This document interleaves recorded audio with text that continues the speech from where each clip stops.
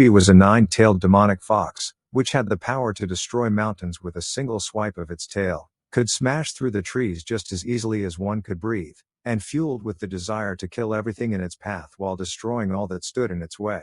Right now the village hidden in the leaf was standing in its way. Its shinobi were standing in its way.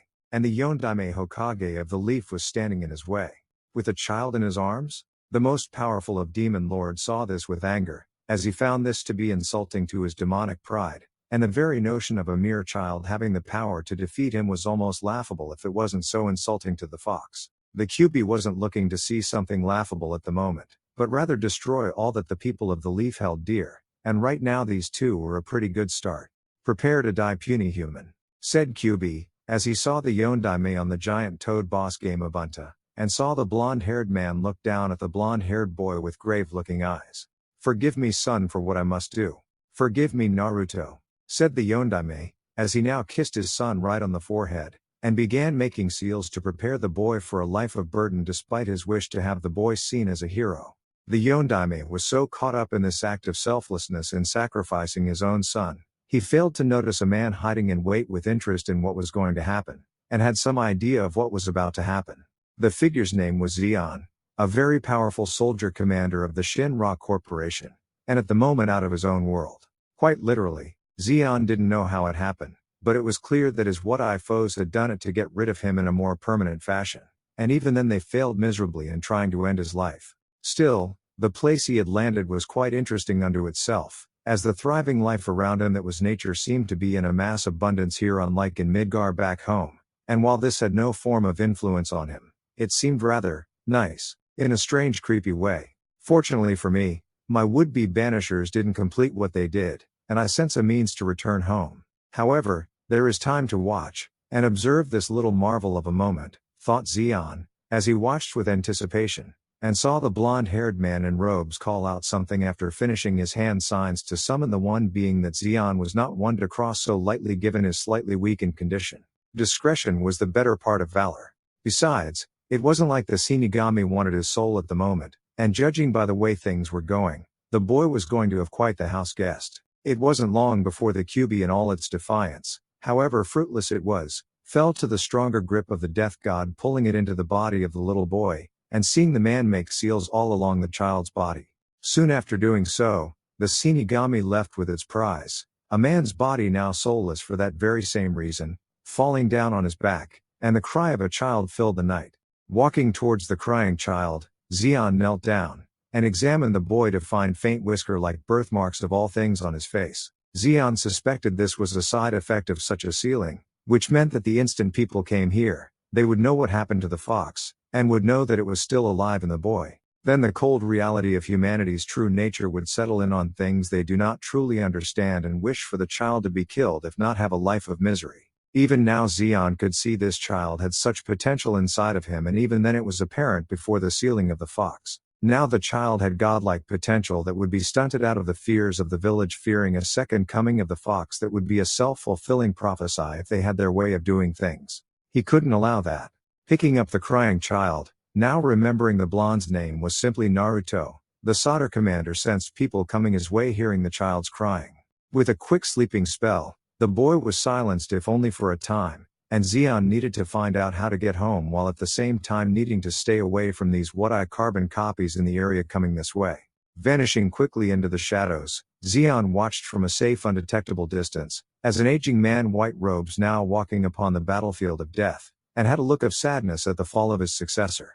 Behind him were shinobi of various ranks of Jounin, Chunin, and Anbu looking around the area for anything out of the ordinary. "Sensei is dead," said a young man in his teens with his headband slanted down covering his one eye, as he looked down at the man, who had raised him after his father died, and taught the masked shinobi nearly everything he knew. "Yes, Kakashi. He died a hero and will forever be remembered as one. Though what is troubling me is the lack of the Kyuubi's remains or the child used to defeat the demon," said the Sandaime, as he frowned at the scene, and felt that the boy's disappearance was the only thing wrong with this situation. "What was the boy's name?" said the man now identified for Zeon as Kakashi. "Naruto. Uzumaki Naruto," said the Sandaime, as he knew the mother of the child, and was grieving for his late successor since the woman died in childbirth. If the boy was found, The Sandaime would have to put him in an orphanage, and that was if the people on the councils didn't wish the child dead for what the elderly man feared the Yondaime had done. So your full name is Uzumaki Naruto, is it? Well then, my boy, I think it's time we depart this place, and show you to your brand new destiny, said Zeon, as he had found the hole needed to escape had been enlarged upon the fox's rampage, and the death god itself now made it noticeable for him now.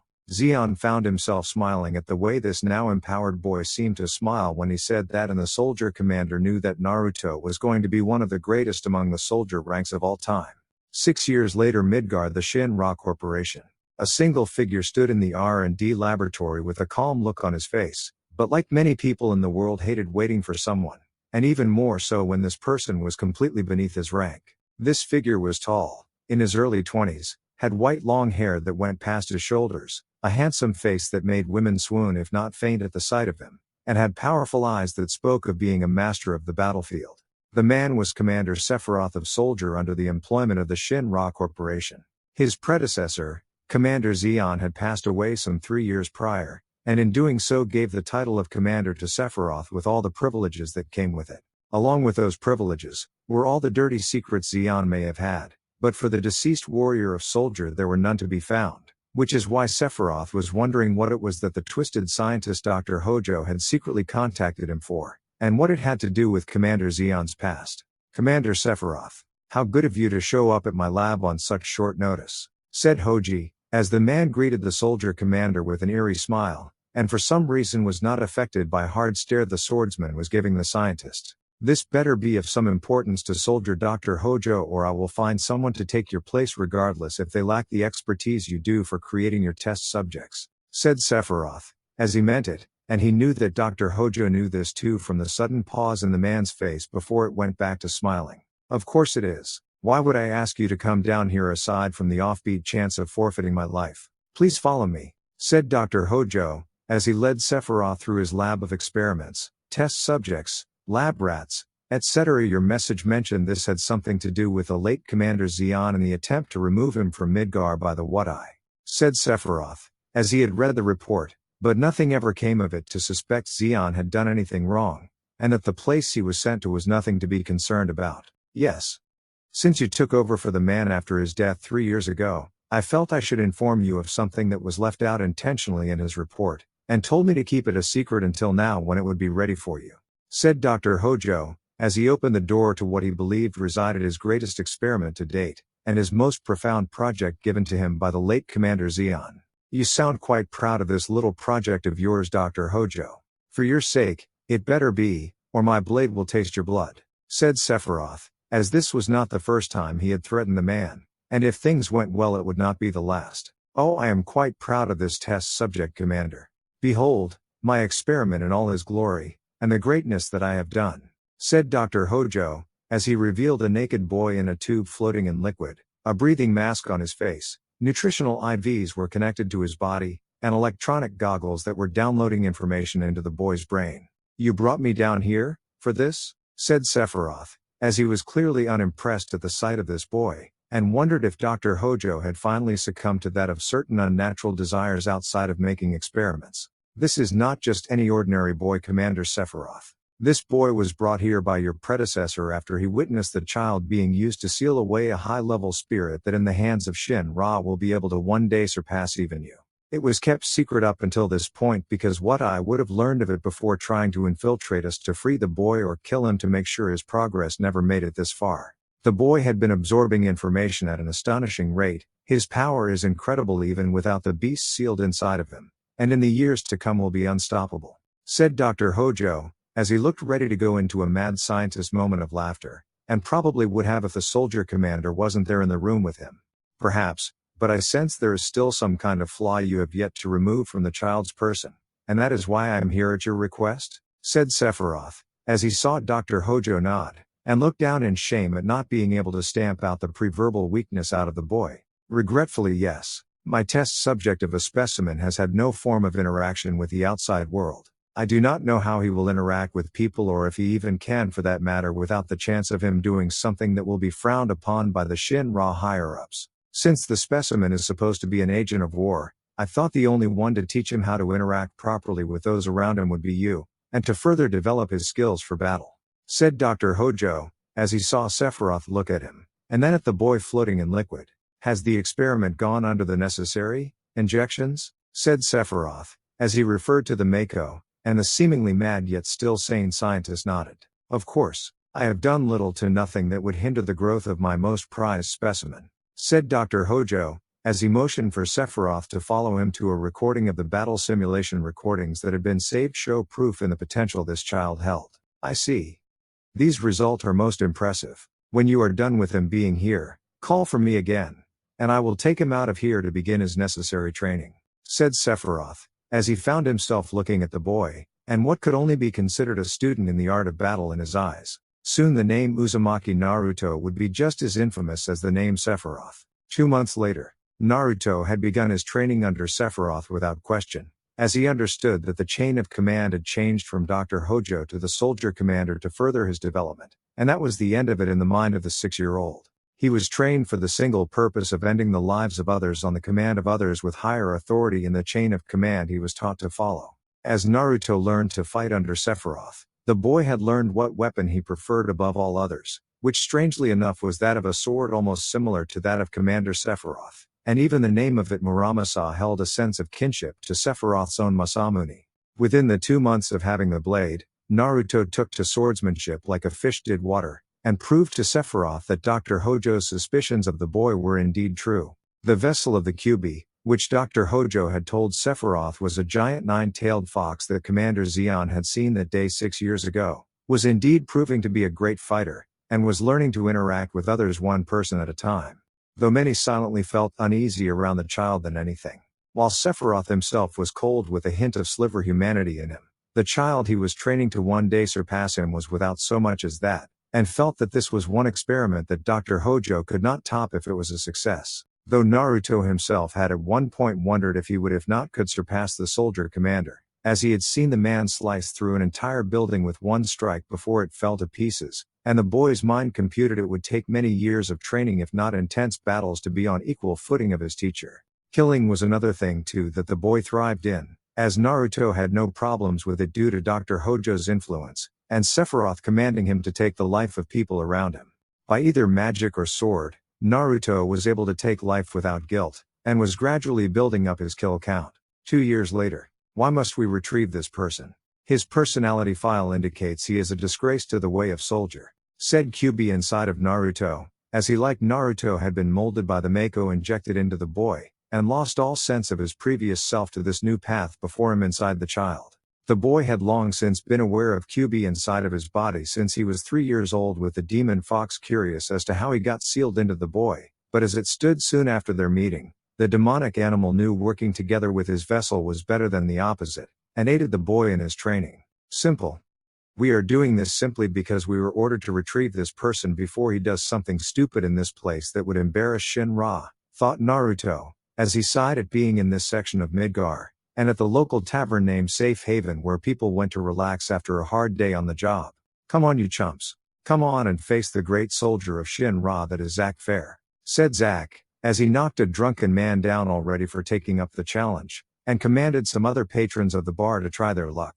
Let's get the asshole, said one of the drunken guys at the bar, as he charged with a few others at Zack, but before they could even get close, Naruto appeared in between them, and began crippling the fools with skilled precision. Granted, a sword could have been even more effective, but Naruto thought that would be called overkill, and knew when to hurt someone to ending their life. Zack Fair, you are to come with me, said Naruto, as he turned his attention to Zack, and the young man looked at him like he was something out of a cheap monster movie. Why should I go with you? You're just a kid, said Zack, as he had never seen the kid before, and wondered if someone from Soldier was playing some kind of prank on him. Because Commander Sephiroth wishes it so, said Naruto, as he saw Zack look at him in shock and disbelief at the fact the Master of Disaster himself sent this kid to get him. He did? Said Zack, as he would have still suspected this to be a joke, but the eyes the kid had of a soulless individual made him think otherwise, and the way Naruto took out those drunks proved the kid had the moves of a first-class soldier. Yes. The condition you were in upon being brought before him was not specified. If you refuse, I will resort to more ruthless tactics to get you to comply, and bring you to him less than 100% healthy, said Naruto, as he saw Zack shiver, and if Naruto knew how to smile, he would. Okay. Okay, I yield to your reasoning. Just take me to him, said Zack, as he didn't want to deal with this kid if he was as good as he sensed the boy was, and it wouldn't help with the ladies if he got his ass handed to him by an 8-year-old kid. Wise decision, said Naruto, as he walked over to Zack, grabbed his arm, and the two vanished to the intended destination. 1 year later, some distant battlefield. Why are we here again? Said Zack, as he hated this sweltering heat, and wondered how the two first-class soldiers in front of him could not be affected by this summer heat wave. There are a group of what-I forces amassing here. Our contact is going to meet up with us before we kill them all, said Naruto, as he answered Zack's question for the 13th time, and had the boy been impatient as the womanizer, he would have gutted the man to remove the annoyance. When Naruto brought Zack before Sephiroth, the soldier commander was looking at the man's file, and saw the pros that came with having Zack part of soldier. It also showed the cons, which nearly equaled that many pros, but the cons Zack had could be countered with intense discipline if applied on the man. It was also cheaper than removing and replacing him. So rather than spend a good deal of time removing Zack altogether, waste resources in training the replacement for the second-class soldier, it was decided by the powers that be to simply administer the discipline, and Soldier Commander Sephiroth was the one to administer it. Now Zack wasn't weak at all, being the rank he was when Sephiroth became his instructor in the ways of discipline, but he might as well have been when the soldier commander trained him, and when the legendary warrior didn't, Naruto did. In Zack's mind, those two were the most twisted sadists ever born, and wondered what he had done to deserve such hellish training. Maybe he shouldn't have destroyed the chain letter after all. On the plus side, Zack's training allowed him to advance up to first class, and send him into more battles against the what-I. As things were regarding the war, Naruto was earning his title with ruthless efficiency alongside Sephiroth, as his kill record now was in the thousands, and while nowhere near as high as the soldier commander's own, it was impressive for a 9-year-old. Scary too. Who is our contact out here? Said Zack, as he wasn't told the name of the man, and felt the whole need-to-know basis crap was just crap.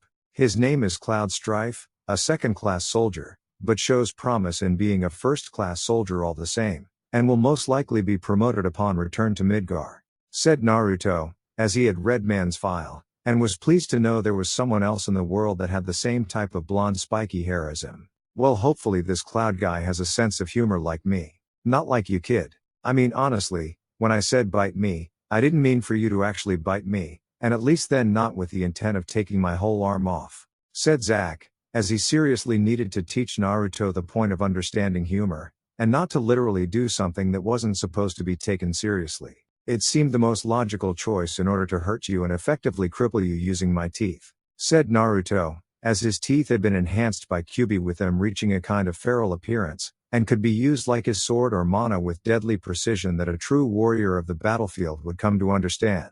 Okay, note to self, teach Naruto about humor and when to act on it, thought Zack, as they walked through the forestation, and soon heard the sounds of fighting. It seems our contact is being attacked, said Naruto, as he went to investigate the matter with his Nadachi-class sword appearing in his hand, and Sephiroth right behind him with a small smile on his face. Naruto is doing exactly what Dr. Hojo said he would do, thought Sephiroth, as he had been told by Dr. Hojo early on that Naruto would show traits that would become filled with bloodlust, but was able to channel it, and would not let it overpower his being to put him in a blind rage. Dr. Hojo also theorized to Sephiroth that this Kyuubi for its original intended purposes of causing destruction was assisting Naruto, to ensure its vessel would continue to live, and grow strong enough to destroy any enemy that stood against him. It was in a way the two living as one, acting as one, and almost thinking as one with a few difference on several occasions in the choice of tactics. However, the fox did not hate Naruto for the occasional differences when it came to fighting, which would have been different some 9 years ago before being sealed in the child, and instead learned from the boy just as the boy learned from the fox. Ah crap.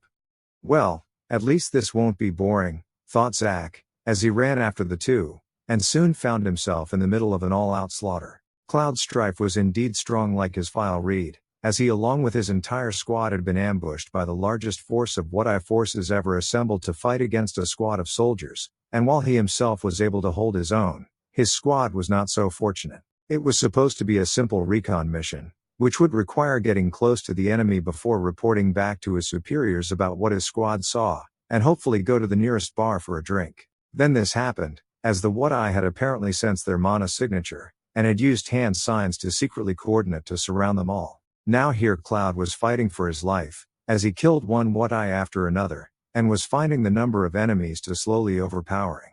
He needed a miracle right about now. "Faraga," said Naruto, as he shot a blast of fire straight at a group of What-I that were about to flank Cloud, and destroyed them in an instant. "What the hell was that?" thought Cloud, as he saw the boy walking towards him, and the What-I forces did the same, only they took several steps back when they saw the person behind the boy that they knew all too well. "Damn. No matter how many times I see him do that, I can't believe Naruto is the one who caused it," said Zack, as he got ready for a fight, and saw the What-I look at them with a more nervous look in their eyes, since they knew that quality surpassed quantity any day. This was that day. What-I knew perfectly well of Naruto's exploits for Midgar, as the boy had killed many of their kin during the war, and like Sephiroth was not one you fight alone or even in a group the size of theirs. Not only that, but Sephiroth himself was here with the boy, and made the chance for victory in this battle shift in the favor of Soldier.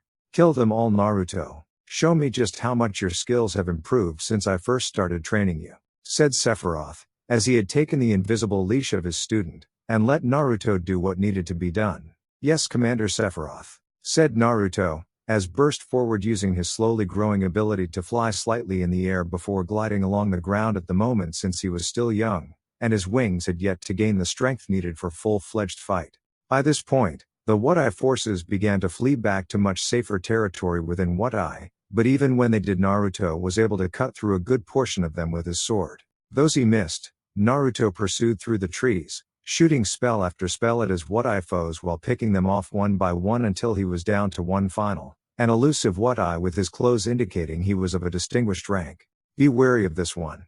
He has the means to hurt you and possibly dispose of a piece of your body if you do not take him seriously," said Kyuubi, as he had been watching this high-ranked What-I avoid Naruto for some time, and that was no easy task unto itself. Naruto silently nodded in agreement, as he had been on the receiving end of many attacks by What-I assassins during the war, and had come close to meeting his end because of such attacks. Fortunately, Naruto had, like any real strategist, brushed up on the history of his enemy that Shinra had on file, and the attacks they used to fight against the might of Soldier. By knowing what types of techniques his What-I attackers were capable of using, Naruto was able to devise a counter to them at the last moment with his own spells, and prevent his demise. Naruto's prey soon stopped at a nearby cliff, which revealed a river that was some 60 feet down, and the other side past the river was too far away for the What-I warrior to jump. Turning around, the high-ranked What-I looked at Naruto with burning hatred, since he had seen the boy slay several of his dear friends, and had to tell their families of how they lost their loved ones because of this mindless animal had done the deed, and held no guilt in ending their lives. "You made it this far, What-I. Your skills are indeed equivalent to your rank, though this is where your time in this world ends," said Naruto, as he prepared to slice through his foe, and return to Commander Sephiroth victorious. "The mistake is yours, you freak of nature. All creation," said the What-I ninja, as he was surrounded by energy, and attacked Naruto with a powerful beam of energy.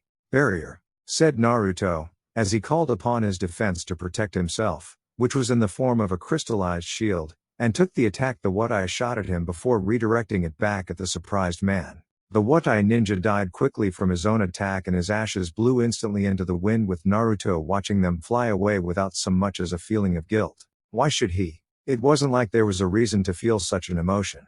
Dr. Hojo thought him having feelings about anything at all was a form of malfunction on Naruto's part in being a cold, ruthless killing machine, and told the boy there was no room for it. Turning around, Naruto left the area to go meet up with his commander, and learn more about what one Cloud Strife had learned during his mission before being ambushed. Undisclosed location 2 years later. "We must do something about Commander Sephiroth and his apprentice Uzumaki Naruto before it's too late. The boy is clearly showing the potential necessary to one day surpass the Soldier Commander and has helped Shinra kill the planet further," said a former high-ranked member of the What-I court, now a member of Avalanche, as he was a man in his late 30s, had a mustache, and a scar over his one eye. It seemed like only yesterday that What-I was a country which respected the land, and its people only took what was needed without taking it for granted. However, the might of Shinra, its prized soldier units, and its prized commander plus apprentice had paved the way for Wadai to finally fall. In its place, however, was the resistance organization known to many as Avalanche, which had used attrition-based tactics to win. I agree.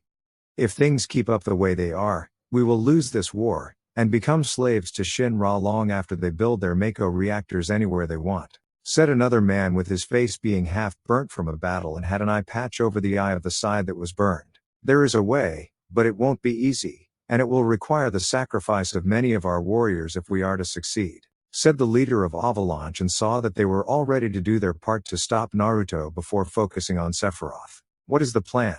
Said the former member of the Wadai court. Village of Nibelheim. I can't believe we're heading here of all places to check out the Mako reactor. Why can't the local grunts do it? Said Zack, as he rode along in the jeep with Cloud, who elbowed him in the ribs, and glared back hard for that remark. For your information, Zack, I was once one of those local grunts, as you so eloquently put it, and it is because this is where the pre-verbal heart of the Shinra Corporation is, with the president herself here. Who better to make sure things are okay than us? Don't forget, we are the most powerful enforcers in Soldier, and Alavanche could well be planning to destroy Shinra at the source, said Cloud, as he thought of Tifa Lockhart, who was also right here in the village right now, and how he was going to ask her to be his girlfriend when this was over. Your knowledge of terrain in this place will also be crucial in detecting any creature that have popped up along with Avalanche, said Naruto, as he was looking at everything in front of him, and with his superior eyesight was making sure nothing came out at them while in the jeep.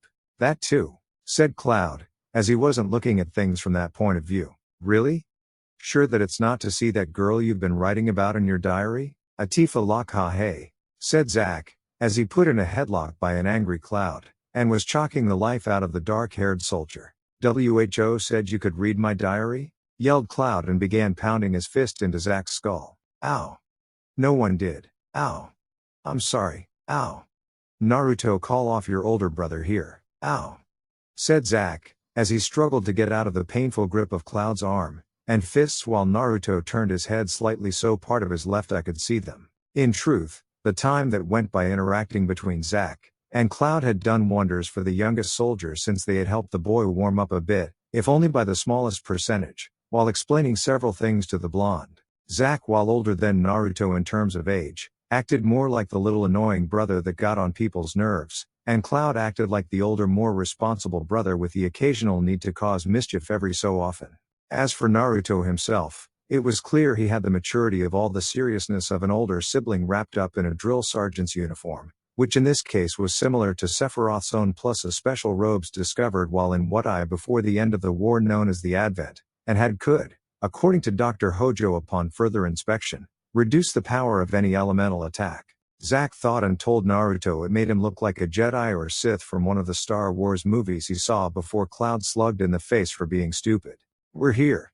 The Mako reactor isn't far. We can walk to it, said Sephiroth, as he got out of the jeep, and the others followed behind him. The instant they got to the gates of the Mako reactor, they knew something was wrong, as it had been destroyed by an horde of unknown creatures, and the death about them with the guards being massacred did not show comfort either. Instantly, the soldier team of 4 drew their weapons, and walked forward to meet this foe in the hopes of securing the facility before whatever it was that caused this destruction went after the Mako reactor itself. They were instantly greeted by a 2-headed serpentine dragon coming out of the ground, with one shooting lightning and the other was shooting fire in all directions. Naruto was about to engage the creature when Sephiroth did it for him, as the soldier commander was in no mood to play with his prey, and ended the life of the dragon after stabbing it in the heart with lightning shooting from his sword, causing dragon to suffer agonizing pain before falling to the ground dead.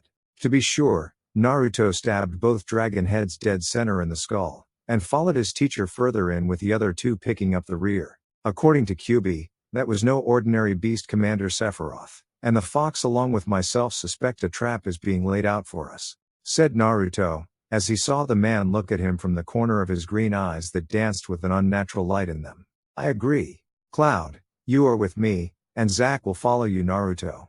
Kill whoever resists, but capture any that may hold information on Avalanche, and make sure they are not too badly damaged for future interrogation, said Sephiroth, as he walked off with Cloud behind him, and Zack was behind Naruto with his trusty Buster sword in hand. Lead the way, O wise Jedi Master, said Zack in a mocking voice before Naruto turned to him with a look of delivering pain to the soldier in the nearby future. After this is over, I'm going to make it impossible for you to be with women, and have the means sire children, said Naruto, as he walked off to another section of the Mako reactor with Zack going pale before laughing. Great joke, Naruto. I almost believed you would do that. You were joking, right? Right? Hey man, that's not funny, said Zack, as he ran after Naruto, and began trying to sweet-talk the blonde into sparing his manhood from being destroyed. 20 minutes later, Naruto watched with a bored expression, as he along with Zack were soon surrounded by a group of some 25 Watai ninjas all wearing their traditional clothes, and weapons they used against soldier in the past. Zack has his back to the blondes, as he got ready for a fight, and saw that most of their enemies were focused entirely on the blonde. What was he, chopped liver? Your time has come, Uzumaki Naruto. We will remove you from this world and prevent your commander from one day passing on his title to you, said the Watai commander, as he readied his sword, and the others prepared to attack. Such pathetic excuse for bravado to hide your fear of the impending death that awaits you, said Naruto, as he saw Zack looking around at his enemies, and then at his partner in crime. Hey Naruto, you don't mind if help you in this, right? Said Zack, as he saw Naruto's lips twitch slightly, and the dark-haired soldier knew that was the boy's way of smiling. God, how Zack hated Naruto's creepy way of smiling. I don't. Why don't you shake things up a bit? Said Naruto, as he saw Zack smirk, and turned to face his half of the Watai forces. Sure thing, buddy. Quake, said Zack, as he stomped his foot down hard after mana surrounded his body, and the ground around him began to shake before making the Watai collapse through the ground beneath them while Naruto engaged those in front of him. The Watai were skilled fighters. That much Naruto would concede about them, as they fought him despite being weak against his power, and met their ends with honor. The blonde Uzumaki was down to the last two Watai in front of him when one took out a round metal object and threw it on the ground before unleashed a blinding flash that made Naruto close his eyes. Seeing his chance to put their plan into action, the Watai warrior who threw the object got behind Naruto, and attempted to slay him with his spear. However, just because Naruto was temporarily blinded did not mean his other senses had been disabled, and sensed his enemy behind him before dodging the attack aimed at his spine to counter it with a thrust of his own. The blade hit straight and true right into the Watai's skull before Naruto pulled out to let the spray of blood cover the area around him. At this point, Naruto's vision was back to normal from what the Kyuubi had informed him, and opened his eyes to see Zack taking down the last Watai on his end before turning to the boy. Naruto. Behind you, said Zack, as he pointed to the last Watai that had yet to attack, and looked to be drawing mana up for an attack the blonde had never seen before. You fell for it, you monster. The whole plan was for us to distract you long enough to perform this spell to remove you from our world. I don't know where you will go, but I know that unlike the last time this was used, you won't be returning here like that man Zeon, and your commander will just have to find someone else worthy of apprenticeship in his evil ways. Now leave us. Banishment, said the Watai, as he completed the spell, and was rewarded for his effort with being skewered by Zack's buster sword after the man threw it, hitting the man's chest dead center. Move your ass, Naruto, said Zack, as he saw the spell consume the boy, and instantly was gone from his sight along with that of existence in the world. Sephiroth was so going to kill him. With Naruto time passed unknown, Naruto felt himself floating through a void of light, as things were neither down nor up, left nor right, and he wondered if this spell was taking him to the heavens, or into hell? Kyuubi was surprisingly silent in all of this, as he seemed to have been knocked out by the spell rather than dazed by it like Naruto had been, and it also felt like something else was blocking the fox. Though what exactly, Naruto did not know. Naruto soon got his answer, as an old man appeared before him, and was holding 3 orbs of materia floating in his hands. Before Naruto could ask the elderly figure any type of question that needed to be answered, the man put all 3 floating orbs inside of his body one at a time where his heart was, and smiled before sending the blonde on his way. That boy has the power to do great things. Great and terrible things with this power I've given him, as well as the power that is his own, but I know in my heart he will do what is right when the time comes, thought the elderly man, as he saw the boy head through the void to his intended destination, and hoped that his beliefs in this matter were correct. With that now done, the enigmatic elderly man turned back to watch over Midgar, to see Sephiroth learn the truth about himself, and his falling into madness. Unknown moment in time. Naruto had seen only blackness shortly after that encounter with the strange old man right before he finally awoke from it, as if awakening from a dream, and saw himself lying face down on a bench in some vegetative area. His sword Muramasa was lying on the ground, but a few feet away, and Naruto felt drained from the experience for some reason that was beyond him. Kyuubi was still with Naruto from what he could sense inside of himself, but was silent at the moment from intense ordeal the banishment spell put on him, and knew it would be a while before the fox awoke to speak again. From what Naruto remembered of such a spell being used, only the late Commander Zeon had been hit by it, and had come back to Midgar due to the spell being in complete stage of development. Though where Zeon was taken at the time, Naruto did not know nor was he told, but it was because of the late soldier commander that the blonde was made into what he was now, and had become Sephiroth's apprentice. Or was it former apprentice now? Naruto realized at the moment of sitting up from the bench, that he was in fact without a master/commander to call his own, and was free to do whatever it was he wanted. But the real question was, what should he do now? He could freelance and be a mercenary? Provided of course, his skills were still up to par before he was sent here, and could still use mana like before. Picking up his sword before dispelling it back to the nether realm, Naruto headed toward the strongest source of mana in this place, hoping to find answers, and hoped to Gaia that they spoke his language. It was time to see what this world had to offer. Hokage Tower Hokage's office. Sarutobi Hiruzen, also known as the Sandaime Hokage, let out a heavy sigh at the ever-growing mountain of paperwork in front of him, and part of him wished he could name a successor to his title soon. With the fall of Kyuubi, things have slowly been going downhill in the Leaf, as the incident with Kumo a few years after, which resulted in the loss of Hyuga branch member Hisashi that created a rift within the clan, and then there was the failed attempt to wipe out all of the Uchiha clan by one of its very own members, with the little brother of the man responsible for the slaying being the only survivor. I should have let the Shinigami take me instead of the Yondaime. At least then he could deal with all the damn paperwork, thought the Sandaime, as he leaned back in his chair, and let out a heavy yawn before opening his eyes afterwards to see the amount having tripled in that moment. The Sandaime's eyebrow twitched angrily. Oh yeah, Hiruzen was so going to hurt the Yondaime for this when he finally died, and making the blonde baka know just how much he hated paperwork. Hey! You can't go in there. Someone stop him, said one of the guards outside before the sound of a scuffling was heard, the sound of bones being broken, and the door getting knocked off its hinges when one of the Anbu guards outside slammed into it. The Sandaime got up from his desk, narrowing his eyes, as he prepared for a fight, and was shocked to find a boy barely over the age of 11 years walking into his office. Was someone seriously messing with him, or did the Sandaime need to up his medication again? You are the leader of this village, are you not? Said Naruto, as he looked at the old man with calculating blue eyes that swelled with unnaturally green light from the power of Mako. I am. Who are you? Judging from how you defeated my Anbu, you are very strong, and yet you didn't come here merely try in the attempt in ending my life, said the Sandaime, as he felt uneasy when staring into those eyes, and decided to sit down to show he was willing to speak to the boy before doing anything drastic. Besides, it got him out of paperwork, and anything is better than that.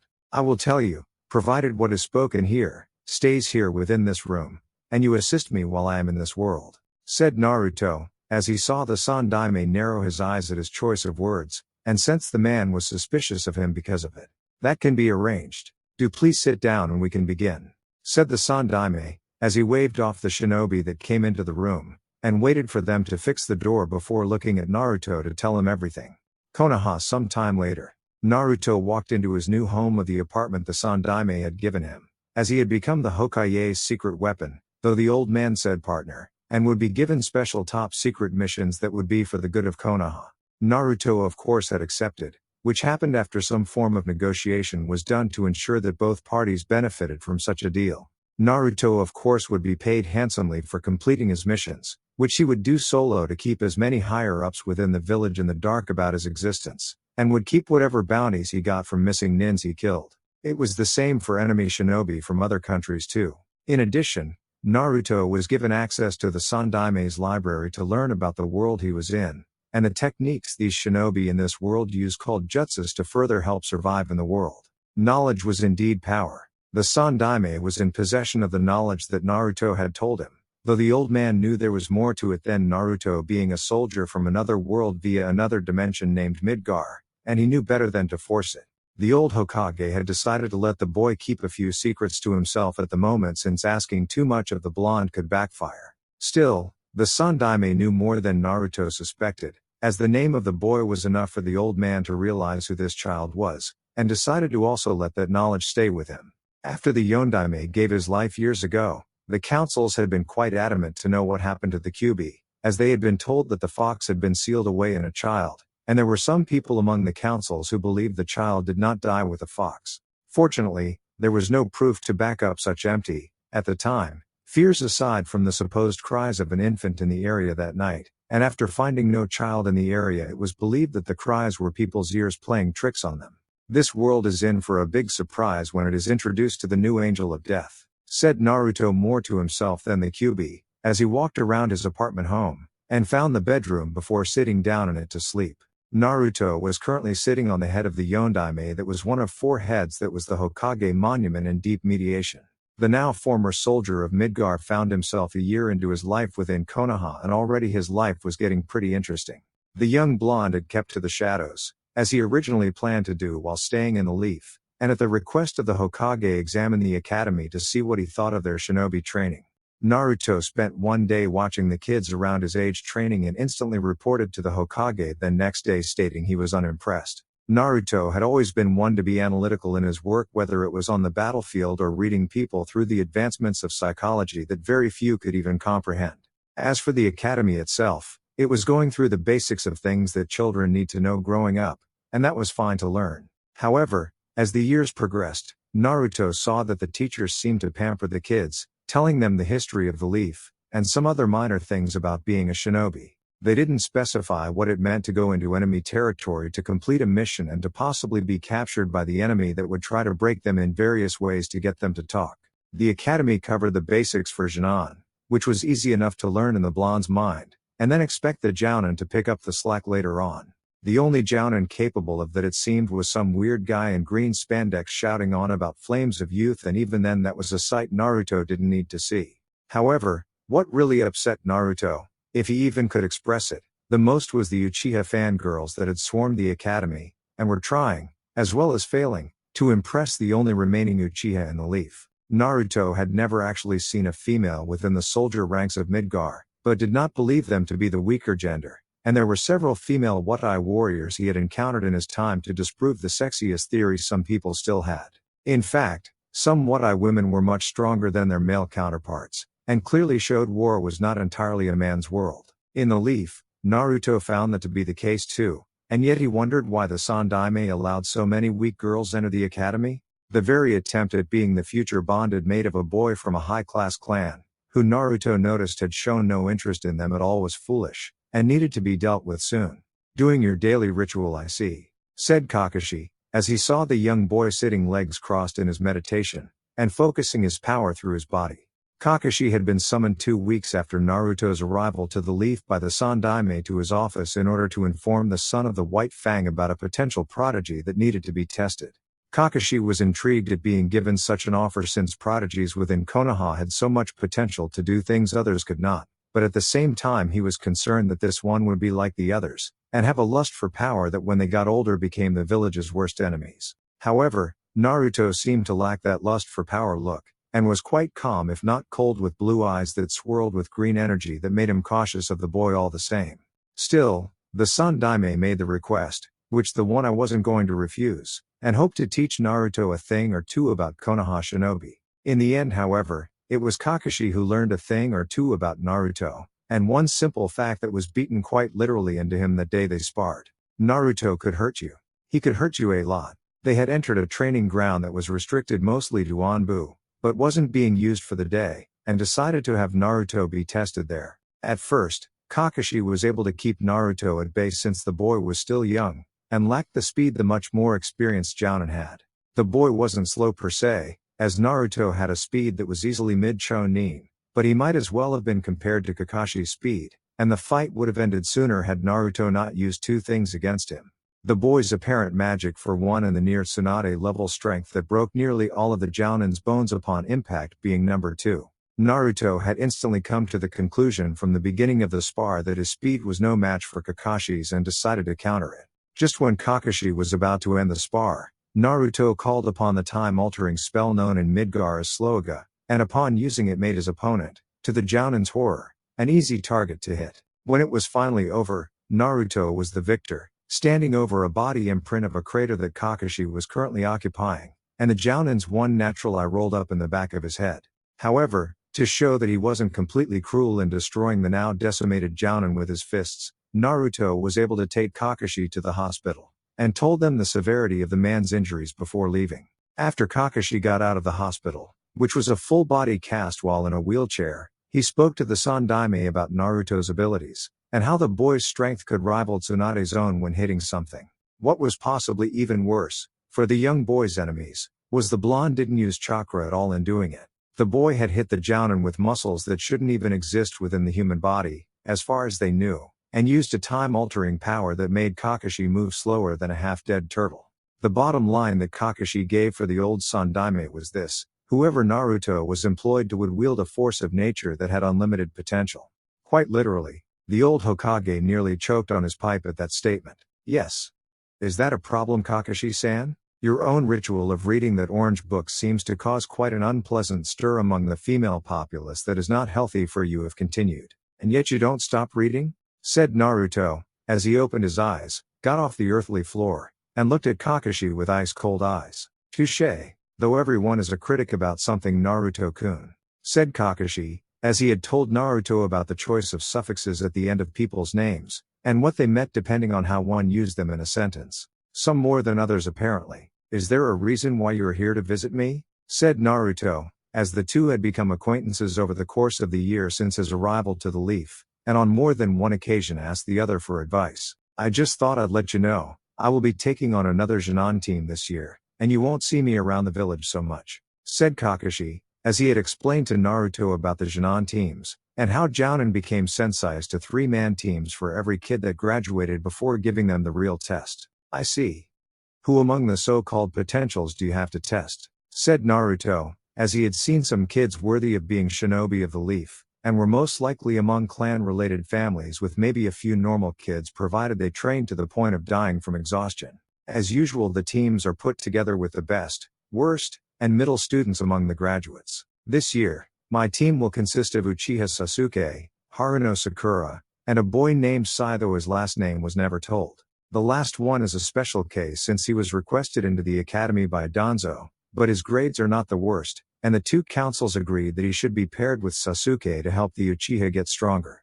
Haruno Sakura comes from a civilian family, with one of her family members being a shinobi back during the Shadaime's time, but none since then have become one, and even then her strength seems to be book smarts. Then there is Uchiha Sasuke, who you know is the last member of the Uchiha clan loyal to the Leaf, and is considered a prodigy of his graduating class like Hyuga Neji was when he graduated last year. In fact, Sasuke won the title Rookie of the Year, and many feel will bring the Uchiha clan back to its former glory by rebuilding the clan, said Kakashi, as he had told Naruto about Itachi, and how the young man killed his clan a few years ago. Yes.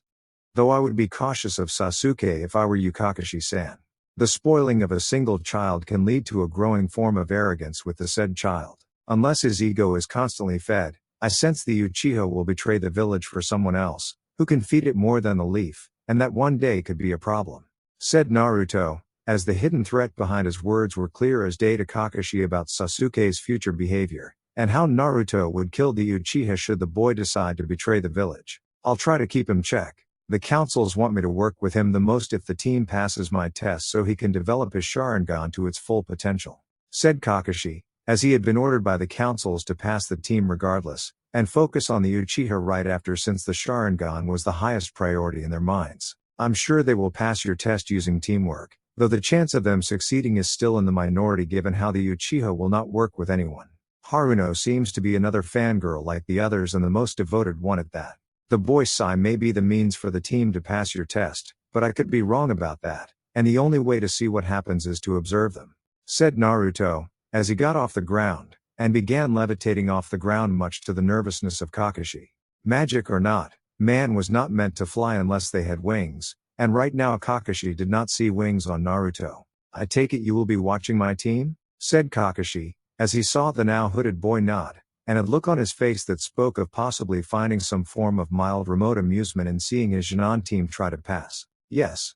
Out of all the teams trying to pass, yours is the only team that borders on the 50-50 chance of the passing or failing line, and given the team itself, someone must keep an eye on them should things go wrong," said Naruto, as now began to fly off the Hokage monument into the distance, and Kakashi wondered if things were going to get out of hand. A few days later, the bell test for Jinan Team Number 7 had not gone according to plan like Kakashi hoped, with the team learning teamwork to take the bells from him. Instead, it had become a dramatic failure, with the reason for it failing was because Uchiha Sasuke wanted to do things by himself, and his biggest fangirl Haruno Sakura got into an argument with the ink-using pale-skinned boy known as Sai for calling Sasuke several vulgar names. The girl's loud screechy voice had clearly given away her position.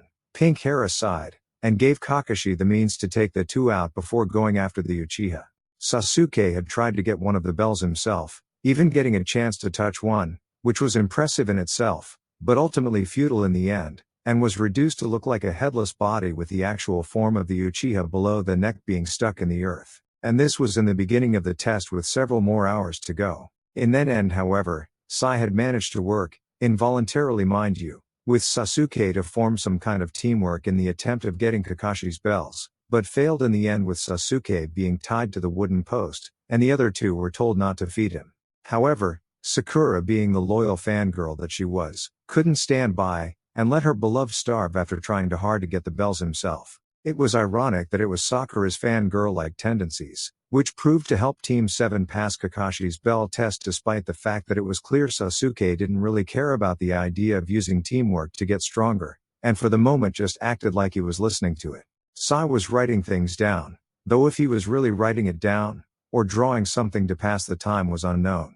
Sakura of course paid attention, since that was what she did in class, and thought this would help her win Sasuke's affection. After Kakashi left, a certain blonde boy named Uzumaki Naruto, who was currently standing on top of a tree above the team, found things had taken a surprising turn of events regarding Team 7, and had seen the chances of the team failing increased with each passing attempt. Even more surprising was the one that enabled them to pass in the very end, and it was not the one Naruto had believed would do it. Still, it was amusing nonetheless, and I have seen enough for today, thought Naruto, as he leapt off the tree to the ground silently, and stealthily onto the ground. However, before Naruto could leave the area, Sasuke along with Sai were in front of him, while Sakura watched from a short distance. From the looks of things, Sasuke did not approve of someone watching him nearly fail his final test to becoming a shinobi, and wanted to make an example out of the Uzumaki. Sai was more cautious of Naruto, as he could easily tell from his time en route that the blonde was strong,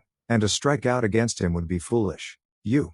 Why were you watching us? Why were you watching me?" said Sasuke, as he saw the blonde look at him with an emotionless expression. And it was getting the Uchiha's nerves, since it reminded him of Itachi. "Why I was watching your team is irrelevant right now, Uchiha Sasuke. Just ignore me like everyone else and you won't get hurt," said Naruto, as he turned to leave, and sensed Sasuke's anger rise in him at being thrown away like he was nothing. He wasn't a nothing. He was an Uchiha. "Don't you turn your back on me. Fire style, great fireball jutsu," said Sasuke, as he went through hand signs, and shot a large fireball at Naruto. The attack appeared to hit dead on, as it wrapped around the blonde, while preventing those witnessing this event from seeing if Naruto was now ashes ready to be scattered into the winds, and were surprised when a shadow appeared within the fire itself. As Naruto walked out of it, his eyes glowed with greenish energy swirling around his icy blue eyes, and made his appearance seem unearthly. "Actions like that will prove to be your undoing, Uchiha Sasuke," said Naruto, as he was instantly upon Sasuke, and delivering a series of blows to the Uchiha's ribs before hitting the boy with a spin kick that sent him flying into a tree. "Sasuke-kun," said Sakura, as she ran to Sasuke's side, while Sai looked at Naruto in silence, though it was more out of fear than respect, and decided to not provoke the figure before him. "Keep your teammate in check or his death will be on your shoulders. Your master will be displeased if you do," said Naruto before turning around and leaving, while not caring to see Sai's eyes widen in shock at knowing he was a loyal subordinate of Danzo. Hokage's office 3 weeks later. "You requested my presence?" said Naruto, as he appeared instantly in the Hokage's office, and saw the old man looking quite serious. Meaning Naruto was getting a mission of great importance. Not that Naruto hadn't done so, as he had stopped the traitor Mizuki from stealing the Forbidden Scroll, which was in reality a fake, after the blonde read the man's profile, and saw the signs of betrayal on the man. Not only that, but Naruto had intercepted an Iwa assassination suicide team attempting to infiltrate Konoha to take out a large portion of Konoha, and killed them all in a vicious manner while saving the last one from death for a short time to get information on the reason behind the attempt. Yes. At the insistence of the councils regarding Uchiha Sasuke, I sent Team 7 on a C-ranked mission to Wave Country to escort an old man visiting here from Konoha back to his home, and was under the impression they would possibly face bandits, said the old Hokage, as he handed Naruto a folder regarding the mission, and how things had changed much since the team's departure with the client. Things apparently changed and the rank of the mission went up, said Naruto, as he read the requirements for each ranked mission. And this mission was not what the client made it out to be. Yes. The client's name is Tazuna, a bridge builder in Wave Country, and is currently the biggest thorn in the side of a notorious businessman named Gato. He hired one Momochi Zabuza to take out Tazuna so he could continue to monopolize Wave Country for his own ends. As you'll see from the file I gave you, Zabuza is a missing nin from Mist, and does not work alone. The Demon Brothers already tried to take out Tazuna, but Kakashi stopped them before finding out the truth, and sent back a brief report of the event, said the Sandaime, as he saw Naruto looking over the file regarding Zabuza, and saw the picture of the swordsman with his followers, a member of the 7 swordsmen of the Mist and a skilled one at that. His followers have slimmed down though since his attempt at killing the Mizukage, and with the Demon Brothers now taken care of, that just leaves this one here next to him in this photo, said Naruto with his voice so whispery, as he put 2 of his fingers below the face of a child a few years older than him, and raised an eyebrow and wonder why this one didn't wield a sword like Zabuza. So will you take the mission? I need you to make sure that nothing happens to Team 7 from the shadows, as any team I send now to Wave Country could be damaging in the political arena for Konoha and the elemental countries, and the Leaf do not have the strength to hold off such problems, said the Sandaime, as he used Naruto only for the most delicate of situations, and this was one that would have the councils on his ass if anything happened to their pet Uchiha. Yes. My time in your library was most useful in understanding things about your world, and I have used it well to my advantage since then. Considered yourself covered on the political scale, said Naruto, as he closed the folder, and handed it back to the Hokage before leaving via teleportation. Wave Country 2 days later. Naruto was floating above the bridge builder's house where Team 7 was staying, as he was able to follow the mana trail the group left behind, and paused when he detected 2 others from the battle that happened shortly upon their arrival. The former soldier had studied the battlefield first before coming to Team 7's current safe haven to determine just what had transpired, and was pleased to sense that everyone in the group was alive. He was, however, disturbed to sense that so were the 2 unknown mana signatures, even after the one seemed to fade, and yet the body was taken away from the second person. Given what Naruto knew of the life of a missing nin, it was very cutthroat way of life, and if 2 missing nin got together, their loyalty did not go beyond life. No one would save a dead person unless the body still had some kind of value after death, or the person wasn't actually dead like it was supposed to be. In short, Zabuza was still alive, with a secondary individual no doubt protecting him until he recovered from whatever injuries he gained from the battle. And there was also the possibility that Team 7 did not get away without their own set of injuries, which was why Naruto was currently hovering over Team 7's temporary residence. You don't know what it means to suffer, came the shout of a boy, as he ran out of the house crying, and staring out into the large body of water before him. Shortly after the boy ran out, Kakashi followed with crutches to help him walk, and sat down next to the boy to tell him a bit about Sasuke losing his clan. It took a little work on the Jounin's part, but he was confident that it would help Inari realize that his life was not the pity party he made it out to be. When Inari left, Naruto floated down silently behind Kakashi, and hovered there to make sure that no one knew he was there. You helped him get over his problem quite well, said Naruto at last, which nearly made Kakashi jump 10 feet in the air before nearly fall into the water had the blonde not caught him, and held him upright by his shoulder. Naruto? Don't do that. What are you doing here in Wave anyway? Said Kakashi in a whispered tone, since the boy's existence was supposed to be a secret, and he didn't need his students asking him 20 questions again. Naruto explained how he was sent by the Sandaime to be his backup, but only if it was necessary, and to be wary of Zabuza's return at a later time with his student to back him up.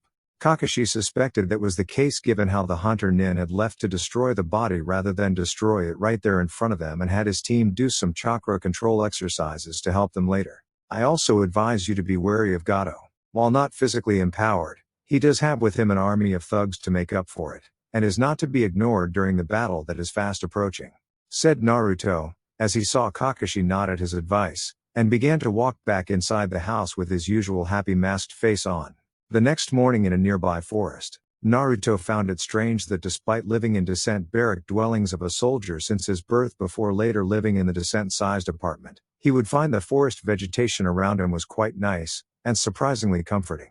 It seemed to bring peace to a slumbering animal in him other than the Kyuubi, who was also finding this place enjoyable, and they both wondered why they do this more. Naruto's musing along with slumber on the subject ended when a hand that was not his own touched his shoulder and stirred him awake to the land of the living.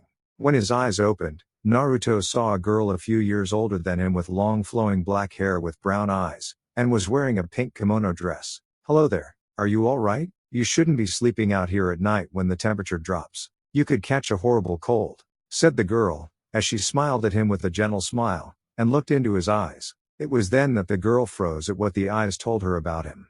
Haku had trained with Zabuza since she was a child, as he had taken her away from the land of water, and the hell she had been in trying to survive the conditions there. Haku's biological family was no more after her father learned of the bloodline she carried within from her mother's side of the family, and killed the woman before going after Haku with the help from a mob. By accidentally using her bloodline in a moment of hysterical panic, Haku was able to save herself, and kill her father along with the mob before she met the man that taught her how to be his tool for battle. Now she was looking at someone who had seemed to be worse off than her, as he seemed to have no humanity within his very soul, and if it was there, it was buried deep within the darkness that held it. "A cold? I unable of catching this disease or any other if possible," said Naruto, as he rose from the ground in a fluid motion, and began his own examination of this girl before him. Naruto was not unaware of the beauty the female species possessed, as he had seen plenty of beautiful girls within Konoha's walls, and this one before him was no exception to the word. She was what Naruto would call angelic, as the girl had that look, and the blonde had no reason to suspect that Haku was secretly an enemy of Team 7. "Why are you out here? From the way you were sleeping, you must be a skilled warrior of some kind, and possibly a shinobi, or maybe even a samurai apprentice," said Haku, as she knew that someone with Naruto's cold eyes could be one of those things, and was possibly a threat to Zabuza. "I am neither those things, merely a wanderer of the elemental countries, who has seen much, and yet still wishes to learn more," said Naruto, as he saw Haku accept his answer, and picked up her basket meant to gather the herbs she needed. "That is good. With all the things happening in here in Wave Country, I do not know if things could get any worse, and it threatens to destroy my most precious person," said Haku, as she began walking to a nearby plant that she needed, and put it in her basket. "Precious person? I do not know that term," said Naruto, as he frowned at the meaning, and wondered if the Kyuubi knew. The fox, however, decided to remain silent for the moment, and Naruto decided to hear Haku's response. "It is someone you care about deeply and would do just about anything to protect him or her from harm. You do not have a precious person, do you?" said Haku, as she looked at him with a sad look, and could now see somewhat on the reason why he had such cold eyes. "No. I do not have this person you speak of," said Naruto, as he had been following Haku through the forest area, and felt compelled to speak with her. "I am sorry to hear that. You see, I believe when we fight for someone precious to us, we become truly strong, and become unbeatable," said Haku, as she saw Naruto processing her words, and it still seemed difficult to understand. "That is an interesting concept to embrace. What is your name?" said Naruto, as he found the girl's concept of being strong intriguing, and wondered if Sephiroth might consider that concept. "My name is Haku, and yours if I may ask?" said Haku, as she looked at Naruto, and he bent down to pick up an herb she had yet to take. "My name is Uzumaki Naruto," said Naruto, as he had no reason to hide his name since no one knew where he was residing, and the girl didn't know his current occupation in being Konoha's Black Angel of Death. "It was a pleasure speaking with you, Naruto-kun. Maybe one day, we can do it again," said Haku, as she smiled at him, and took the herb from his hand before leaving to return to Zabuza. "I take it you sensed it?" The mana signature she had was identical to the one that was next to Zabuza's own when he battled Team 7 just a few days ago, said Kyuubi, as he finally spoke up, and Naruto nodded since he had done it before she picked up the first herb to use for the man. "Yes.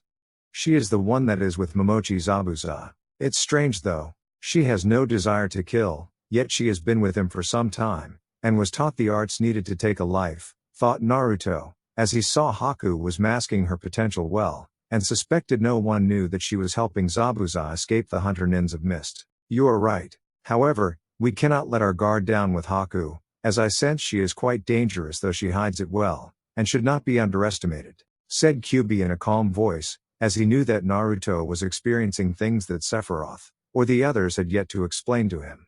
However, Kyuubi felt this was something Naruto had to learn on his own, and help with his interactions with those in the world around him. Do you believe what she said is true? That we become truly strong when we fight for our precious person as she called it? Said Naruto. He saw Kyuubi just give him a blank look, and it was clear the fox didn't know any more on the subject than him. I do not know. However, it is an interesting theory, and you may have to seek Haku out later to test that theory out, said Kyuubi, as he heard the stories in Midgar about parents doing incredible things to save their child's life, and afterwards couldn't duplicate the process unless a similar situation occurred yet again. I know, Kyuubi. It's strange though. I could an entire army in a blink of an eye without remorse, but when I think of Haku my hand stops, and it seems wrong to even remotely harm her, thought Naruto, as he did not understand this strange emotion, and wondered if Dr. Hojo had been mistaken in telling him that no one could stop his ability to take life. If that were the case, then why did Haku's presence make him stay his sword? That is something you must learn on your own, Naruto. You will meet Haku again on the battlefield, which is where you gain most of your answers anyway, and you will do so when you confront Haku, said Kyuubi, as he saw Naruto nod, and leave his mind to watch over Team 7. Incomplete bridge several days later. So here we are again, Kakashi. And you brought the brats with you to help save your ass too. Well, I thought you might, so I brought along my ace in the hole, and decided to have Haku remove them from the equation, said Zabuza, as he grinned behind his bandages, and saw Kakashi narrow his eye at him. Don't get too confident, Zabuza. You fell at my hand before and you'll do so again here, said Kakashi, as got ready to fight Zabuza with his Sharingan eye, and ignored the heavy mist that surrounded the area his opponent was creating. So you think, Kakashi? Ha! Haku, go take care of Kakashi's runts, said Zabuza, as he saw Haku nod, and his masked tool took her fight away from his own. With Naruto, Naruto had watched from above, as two samurai thugs dragged the crying woman known as Tsunami away from her home, and her son Inari soon calling out to her with tears in his eyes. The young boy had changed since Kakashi's talk with him that night, as he had no fear it seemed to die for those he loved, and Naruto wondered if this was an example of Haku's words to him about being truly strong for one's precious person. The samurai looked at the boy for a second before smirking with bloodlust in their eyes, as they would get the chance to test out their swords on the boy, and still please their boss with the woman to do whatever it was Gato would do to her later on. She wasn't ugly, and perhaps Gato could turn the woman into a hooker to make the businessman money while there was still some youth left to drain from it. Prepare to meet that father of yours, kid. Tell him Gato's men sent you, said one of the thugs with an eye patch on one of his eyes, as he readied his sword while his partner held onto the woman so she wouldn't flee, and made her watch the child she brought into this world soon leave it. I'm not afraid of you, said Inari, as he had a butcher's knife in his hands, and held his ground even when his mother pleaded for him to run. The samurai thug just smirked before getting ready to teach the boy a lesson in manners with his sword when two things happened. First, was a flash of light with a voice from out of nowhere saying hold. Before his entire body had suddenly stopping despite his command for it to move, and heard his friend hold woman calling out to him. Then the second thing that happened was the samurai's partner crying out in pain, as his hand had been taken clean, and giving Tsunami a chance to escape. The woman didn't need to think twice about it. Such cowards you two are. You do not deserve to know the ways of sword, nor should you live a second longer to taint it with your own version. Die, said Naruto in a cold, ruthless, and whispery voice before a new flash appeared between the two killers. Instantly, Naruto appeared between the samurai with his Nadachi-class sword in hand, and seconds later the two servants of Gato had fallen quite literally to pieces. Turning to the two he had just saved, Naruto saw they were more surprised by his arrival than by his actions, and didn't seem to be afraid of him. A strange concept considering who he was and what he had just done. Thank you, said Tsunami, as she held onto her son, and hugged him to further prove to herself he was alive. You are welcome. Now that you two are safe, I must go to the bridge to help the elderly member of your family, said Naruto, as he sensed the battle waging on the bridge, and Haku's mana signature being among those there. You do not have to kill her if you do not want a Naruto. Unlike before when you were with Soldier, you have a choice now in whose life you spare, and this girl seems like someone who deserves to be spared," said Kyuubi, as he knew his vessel's hesitation in fighting Haku, and that this would decide whether Naruto wanted to be more than what Dr. Hojo had planned for him. We will see, Kyuubi, thought Naruto, as he had a mission to do, and that held priority over his own feelings regarding the girl. Incomplete bridge at the moment. Kakashi was breathing heavily, as made a mental note to actually go have a sparring match with Guy when he got back to the Leaf, and looked around in the mist for Zabuza.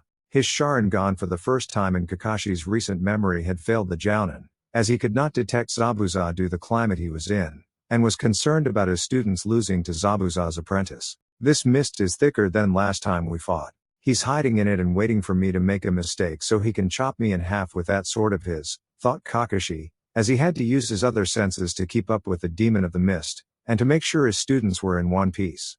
Sai and Sasuke were currently battling Haku while Sakura stayed with Tazuna in order to make sure Zabuza tried to get near him. However, considering Sakura's lack of skills, the missing nin could easily go after her, and then take care of the client in a single moment. Afraid, Kakashi? You should be. Or rather, you should be afraid for those little students of yours. Haku is the ultimate tool when it comes to fighting, as her bloodline makes her practically unbeatable, and will destroy your brats before their blood runs cold, said Zabuza through the mist, as his laugh echoed through it, and made him impossible to detect in terms of hearing for Kakashi. Damn it. Come on, Kakashi, think you baka, thought Kakashi, as he closed his eyes, and tried to find Zabuza through the mist by detecting his chakra signature. Then his eyes shot open and Kakashi looked towards the direction where Sakura was with Tazuna. Zabuza was going for the client. Time to get paid, said Zabuza, as he grinned viciously behind his bandages, and was behind Tazuna with his sword arched behind his back to cut the two in half in one fell swoop. Two sounds echoed throughout the area in that moment, with the latter sound drowning out the former. First, was Sakura screaming out at the sight of Zabuza behind her. Clang. Second, was the sound of metal from a sword meeting metal from another sword, and the silent gasp at the presence of the person stopping Zabuza from completing his mission. It was Naruto. The blonde boy had Muramasa pointed down diagonally, his body unmoving, and Zabuza looking at Naruto in pure disbelief that a mere boy younger than Haku was holding off his Zanbato. Naruto was looking back at Zabuza with his cold icy blue eyes, as he was not about to fail his mission at the hands of this missing nin, and needed to take away the swordsman's advantage of the terrain to do it. Dispel, said Naruto, as he used his magic to dispel the hidden mist jutsu, and causing the mist to leave instantly. What? What kind of jutsu was that? Who are you? Said Zabuza, as he was pushed back by Naruto, and instantly got ready to fight this new threat. My name is Uzumaki Naruto, but you may call me the Black Angel of Death before you die, and cross over to the underworld, said Naruto, as he moved forward, and met Zabuza's sword with his own. It was time to see who was the stronger. Meanwhile, Kakashi was breathing a sigh of relief, as he looked over at the sight of both Sakura with Tazuna getting clear of the sword fighting, and then looked to his right to see the ice mirror dome that surrounded his other two students. Part of him wanted to help Sasuke and Sai, but the problem was Haku knew how to defeat his Sharingan from what Zabuza had told him, and was more than match for both boys. Kakashi-sensei, who is that kid over there? Said Sakura, as she had not seen Naruto since passing Kakashi's test, and had yet to get an answer from her sensei. Someone you don't want to have as your enemy, Sakura, said Kakashi, as he put down his headband over his Sharingan to conserve the last of his chakra, and saw Tazuna's face going pale at seeing something under his bridge. It's Gato's thugs. He's here with an entire army of them, said Tazuna, as he saw a large army of ruthless thugs, and the businessman himself climbing up the end of the bridge that was connected to the mainland of Wave. Kakashi's single eye widened with shock at the news, as he looked over the edge of the bridge to confirm Tazuna's words, and saw they were unhappily a fact. With the mist gone, Gato was most likely under the assumption the main part of the fighting was over, and his thugs were moving in to kill anyone left standing. Oh no, thought Kakashi, as he didn't have the strength to fight off that many thugs, and neither did his students from fighting Haku for so long. The sound of sword-piercing flesh echoed into the Leaf Jounin's ears, as the man turned to the left to see Naruto had outmatched Zabuza, and knocked the missing nin's sword out of his hands. The sound that Kakashi heard, however, was Naruto's sword piercing the former mist shinobi right through the man's stomach, And then the blonde pulling his blade out to let the missing nin fall to his knees. You fought well, Momochi Zabuza. Considering your strength wasn't entirely full due to fighting Kakashi, you fought me with everything you had, and held out longer than I had anticipated. You are indeed worthy of your title as one of the 7 swordsmen of the mist, said Naruto, as he saw Zabuza cough up blood into his bandages, and his sword now piercing the bridge while being his body's support. You're not too bad yourself, kid. I don't know who you taught you, but they knew damn well you were the perfect person to teach in taking up the sword, and to take the life of others, said Zabuza, as he felt one good sign of respect deserved another, and sensed Haku was finishing up defeating those 2 Leaf Shinan. You are concerned about Haku, said Naruto, as it was a statement not a fact, and the missing nin from Mist could see that the 2 had crossed paths before today. So you met her, and yet, you didn't end her life? Haku has that effect on people. Even now when fighting the other 2 Shinan from Konoha, Haku won't kill them, and will just knock them out with senbone needles hitting certain pressure points. She's too pure to kill anyone despite what I taught her since she was a child, said Zabuza, as he didn't know why he was telling Naruto this, and it felt like he was confessing to some kind of celestial creature that would decide whether to spare the girl's life. Haku will be devastated when she finds out that you are no longer among the living. She calls you her precious person and your death will no doubt break her spirit, said Naruto, as he saw Zabuza remove his bandages, and puke out some more blood. I trained Haku well to be my tool. Perhaps too well. Her potential far surpasses my own, which was one of the reasons I took the girl away from the mist, said Zabuza, as he recalled how Haku's eyes looked at him with admiration, how she gave it her all in every form of training he gave her, and was willing to fight by his side no matter what the odds were in front of them. Haku is also precious you too, isn't she? Said Naruto, as he could see the tears running down Zabuza's face, and the emotions for the girl the former Mist Nin had locked away were now reaching the surface. Yes. I've kept it locked away for so long because I thought of it as a weakness that could be used against me by my enemies. In a way, Haku was the daughter I always wanted, and I had to push her to be strong in order to secretly prove just how much I loved her like a parent with their child, said Zabuza, as he saw Naruto nod his head, and looked at the dome of ice mirrors not that far away. Now I will have to take that away from her. Not because I want to, but because it is my assigned mission to protect those around me I am ordered to protect, and kill all threats them. I do not do this out of some personal vendetta, Momochi Zabuza, and I am not taking your life out of malice, said Naruto, as he began to raise his sword over his head, and was getting ready to end Zabuza's life. Then you are the one who has to watch over Haku after I'm dead, and take care of her after this is over. Can you do that? Will you do that? Said Zabuza, as he saw Naruto pause in his sword strike, and was now thinking it over in his head. He's right. After you kill Zabuza, Haku will be devastated by this, and you will destroy her in a way no sword or spell could, said Kyuubi, as he wanted Naruto to be aware of the ramifications this would bring upon his person, and this girl was too pure a spirit to kill in the boy's mind. Yes. I will take care of Haku and do what I must in order to give her the happiness she deserves in this world, said Naruto, as he began to bring his sword down, and in one slice of his sword, took Zabuza's head off. Zabuza-sama, yelled out Haku, as her ice mirrors had shattered, and her mask had done the same when she let it fall with tears now coming down her face. Naruto did nothing at this moment, but rather watched silently, as Haku fell to her knees holding the head of her most precious person in her lap in her hands crying. The person, who had saved her from hell had been lost now forever, and at the hands of the boy she had spared in the forest only a few days ago. Why? Said Haku, as she looked up at Naruto, and wondered if her own mercy had been Zabuza's undoing. Because it was my mission to protect Team 7 from the shadows so they could complete their mission. With his last wish, Zabuza wanted me to take care of you, and give you the happiness you deserve, Haku, said Naruto, as he saw Haku cry further, and weeping an apology to the head of Zabuza like he could hear her. Well, isn't this a sad sight to see? Said Gato, as his army of thugs had all gotten onto the bridge at this point, and were all ready to finish everyone else on the bridge off. We have uninvited guests, said Kyuubi, as he saw Naruto nod, and turned slightly to the right to see the businessman smiling like he had won a victory today. So Zabuza bought the farm and now his little tool is all alone.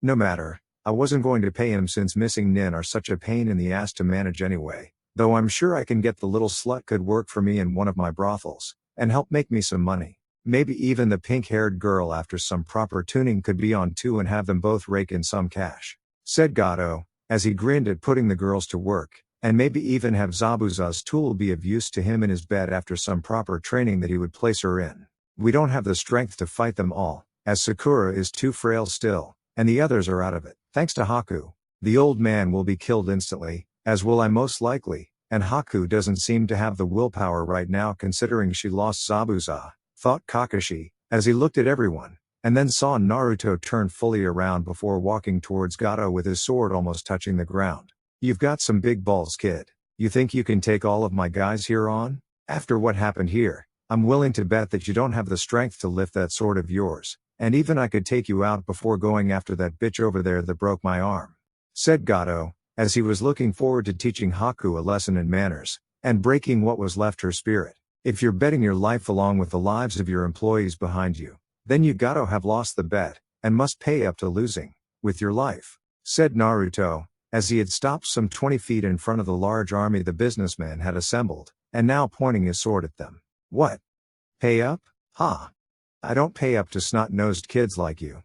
Kill him," said Gato, as he pointed at Naruto with his cane hand, and got his thugs all cheering before they froze instantly at the death-instilling aura the blonde was creating that seemed to choke the life out of everything around him. "You are slime. Filth. You are unfit to live in this world, and I will see to it that you don't poison anything else it has to offer."